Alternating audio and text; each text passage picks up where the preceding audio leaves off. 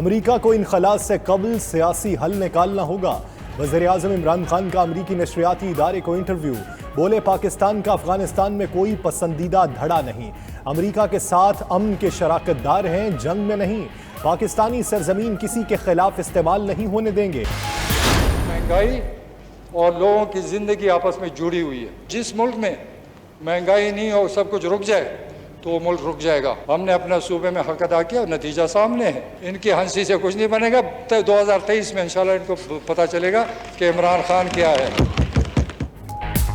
महंगाई होगी तो मुल्क चलेगा। परवेज खटक की निराली मंतिक। महंगाई को अपोजिशन का ड्रामा भी करार दे दिया।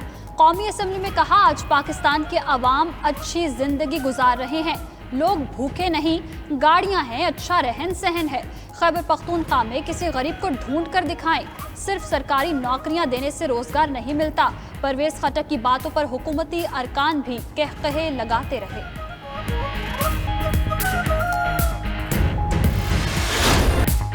महंगाई 25% नहीं 11.5% है। अशियाए खुरोनोश इसलिए महंगी हैं क्योंकि हम नेट फूड इंपोर्टर बन चुके। वजीर खजाना शौकत तरीन का कौमी असम्बली में इजहार ख्याल। कहा, डॉलर छापने की मशीन नहीं है, इसलिए IMF के पास जाना पड़ा। IMF की शराइत से मईशत नीचे गई, ऊपर से कोरोना आ गया। हुकूमती इक़दामात से मईशत बेहतर होने लगी।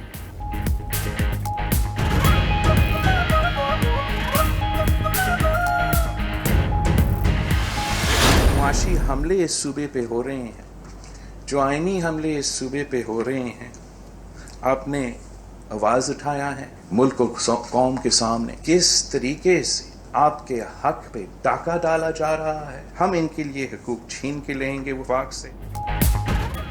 गवर्नेंस का ताना बर्दाश्त नहीं करेंगे। वजीर आला सिंध की कारकर्दगी से मुतमईन हैं। बिलावल भुट्टो का कहना है, मुराद अली शाह की शक्ल पसंद हो ना हो, लेकिन बात सुनना होगी। अपने हुकूक छीन के लेंगे। सिंध में जो पीपल्स पार्टी ने किया वो कोई बुजदार या इमरान नहीं कर सका। नए पाकिस्तान में रोटी, कपड़ा और मकान छीना जा रहा है। सिंध में गुर्बत कम और खैबर पख्तूनख्वा में ज्यादा हो गई।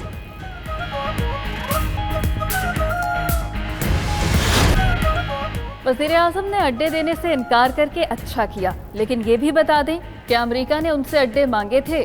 साबिक वज़ीर आज़म शाहिद खाकान अब्बासी की प्रोग्राम हो के रहा है में गुफ्तगू। मजीद बोले, कौमी असम्बली की तबाही में स्पीकर का बड़ा किरदार है, इस्तीफा दे दें। आज मुल्क में 26,000 मेगावाट बिजली पैदा हो रही है, जिसमें से 13,000 मेगावाट के मंसूबे नवाज शरीफ ने लगाए।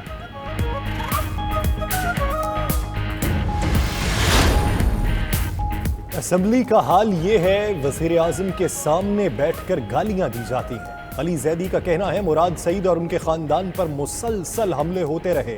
स्पीकर ऑपोजिशन अरकान के माइक खोल दिया करें ताकि गालियां कौम भी सुन सके। उमर अयूब बोले, नून लीग ने 1455 अरब रुपए की बारूदी सुरंगें बिछाई। गलत मुआहिदों की वजह से आज अदायगियां कर रहे हैं।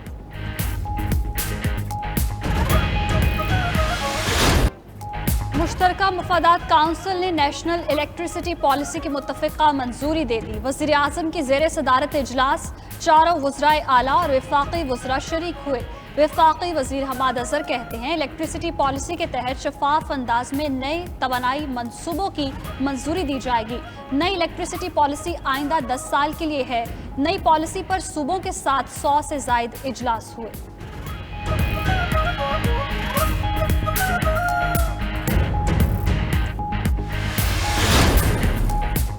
बेनज़ीर भुट्टो को रावलपिंडी के जलसे में शिरकत से मना किया था, लेकिन वो नहीं मानी। आसिफ जरदारी का बिलावल हाउस लाहौर में बेनज़ीर भुट्टो की सालगिरह की तकरीब में खिताब। मुल्क में कोरोना वैक्सीनेशन का अमल जुज़वी बहाल। लाहौर एक्सपो सेंटर पर शहरियों का रश, धक्कम पेल भी हुई। सिर्फ साइनोवैक और साइनोफार्म डोज लगाने का अमल जारी। ऑस्ट्राजेनेका लगवाने के मुंतज़िर अफराद सरापा एहतजाज। फैसलाबाद, गुजरांवाला, लोअर दी, मर्दान में ऑस्ट्राजेनेका वैक्सीन ना लगाए जाने पर लोगों के मुजाहरे।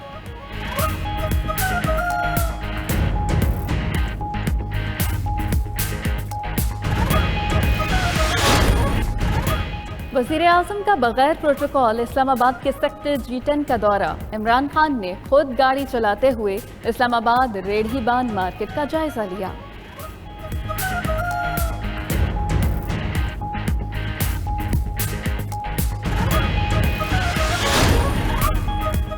PSL 6 के फाइनल में पहुंचने वाली पहली टीम कौन होगी, कुछ देर में पता चलेगा। प्लेऑफ मरहले में पहले क्वालिफायर में इस्लामाबाद यूनाइटेड और मुल्तान सुल्तान्स मद्दे मुकाबिल। मुल्तान की टीम के 181 रन के हदफ के ताकुब में इस्लामाबाद की बैटिंग। एलिमिनेटर मैच रात 11 बजे कराची किंग्स और पेशावर ज़ल्मी के दरमियान खेला जाएगा।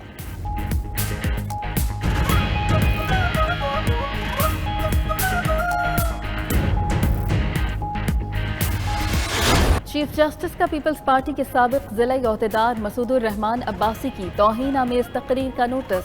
तौहीन अदालत के मामले पर जस्टिस एजाजुल अहसन की सरबराही में 3 रुकनी बेंच तश्कील दे दिया। जस्टिस मुनीब अख्तर और जस्टिस मज़ाहिर अली अकबर नकवी पर बेंच का हिस्सा बेंच कल तौहीन अदालत केस की समाअत करेगा।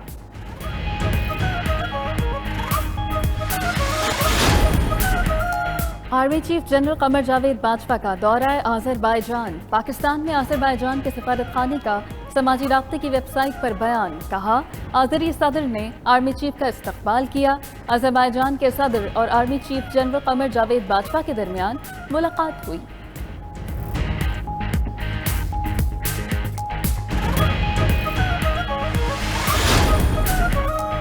पश्तूनख्वा मैप के सीनियर रहनुमा और साबिक सेनेटर उस्मान काकड़ का इंतकाल। उस्मान काकड़ ब्रेन हेमरेज के बाद कराची के अस्पताल में ज़ेरे इलाज थे।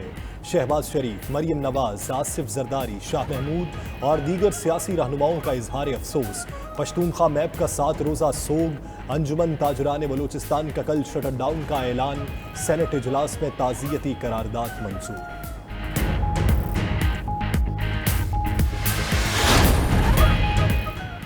करेंसी मार्केट में डॉलर की ऊंची उड़ान। इंटरबैंक में कीमत 62 पैसे बढ़कर 157 रुपये 51 पैसे पर बंद हुई।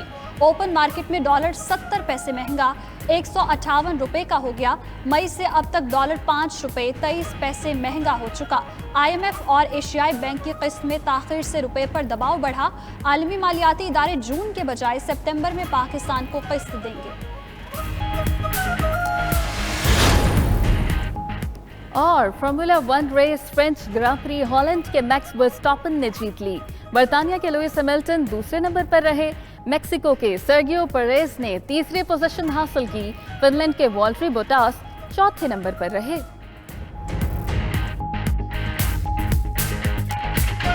ये चलते हैं, विफाकी वजीर हमाद अजहर प्रेस कॉन्फ्रेंस कर रहे हैं। उनके लिए हमने अलहदा प्रोविजन रखी है, लेकिन जो एडिशन का मेजॉरिटी हम करना चाह रहे हैं वो हम इस एक शफाफ तरीके से करना चाह रहे हैं। अब अगला कदम क्या है? ये पॉलिसी है जो कि काफ़ी 2 दर्जन पेजेस पे और इसके अंदर बड़े जी आप सबके साथ शेयर कर दी जाएगी आज। इसके अंदर जो असूल हैं वो वज़ा किए गए हैं। एक एक लफ्ज़ के ऊपर बड़ी तफसीली बहस हुई। 4 काउंसिल ऑफ कॉमन इंटरेस्ट की मीटिंग सिर्फ इस इशू के ऊपर हुई और 100 से ज़्यादा मीटिंग्स मिशन की, रिन्यूएबल वगैरह वगैरह। और वो एक नेशनल इलेक्ट्रिसिटी प्लान का हिस्सा बनेगी और वो नेशनल इलेक्ट्रिसिटी प्लान जो है उसकी तमाम वेरिएबल्स को एक कंप्यूटर मॉडल जिसको IGSEP के नाम से हम कहते हैं, जो हमारे इकोनॉमिक मेरिट ऑर्डर को इवेंचुअली जाके रिप्लेस करेगा जब काउंसिल ऑफ कॉमन इंटरेस्ट उस IGSEP के मॉडल की भी अप्रूवल देता है। ये पॉलिसी 2005 से इसके ऊपर एक ख्वाहिशात तो हुकूमतों ने रखी कि ऐसी कोई पॉलिसी लाई जाए, लेकिन नहीं लाई गई और उसकी मुख्तलिफ वजूहत हो सकती हैं। कुछ इतना इंटरेस्ट नहीं लिया गया, कुछ शायद सूबों के अंदर इतफाक़ नहीं होता था।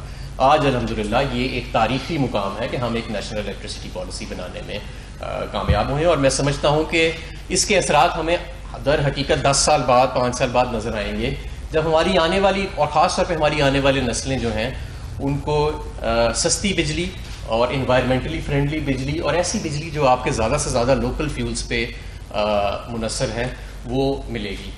इस वक्त हमारा बहुत बड़ा जो प्रॉब्लम है इलेक्ट्रिसिटी का वो सिर्फ जनरेशन नहीं है, पैदावार नहीं है, वो फाइनेंशियल प्रॉब्लम बन चुका है।